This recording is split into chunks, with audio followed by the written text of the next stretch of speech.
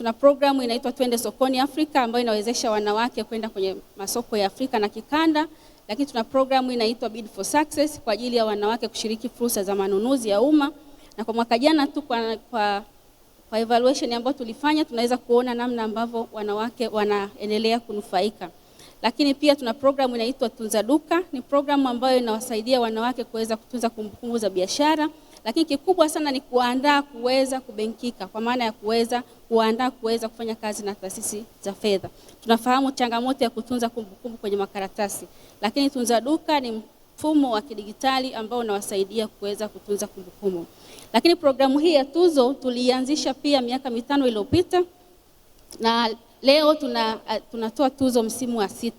Nia ya programu hii pia ni kuendelea kutambua wanawake wanaofanya vizuri, lakini pia kuendelea kuhamasisha kizazi kinachokuja kwenye biashara, na wenyewe pia waweze kuona fursa ndani ya biashara na kuamini kwamba kwenye biashara pia unaweza kujiajiri na unaweza ukawa tajiri pia badala ya kutegemea kuajiriwa.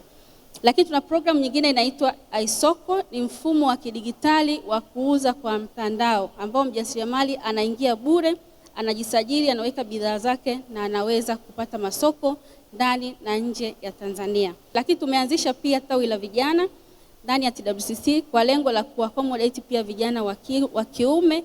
Kwa hiyo wale ambao vijana wenu wanamaliza vyuo, wanatafuta kazi, wanahangaika, TWCC ina nafasi kwa ajili yao kuhakikisha wanakuja, wanajengewa uwezo, wana network na wanaweza kuanzisha biashara zao na kutengeneza ajira zao.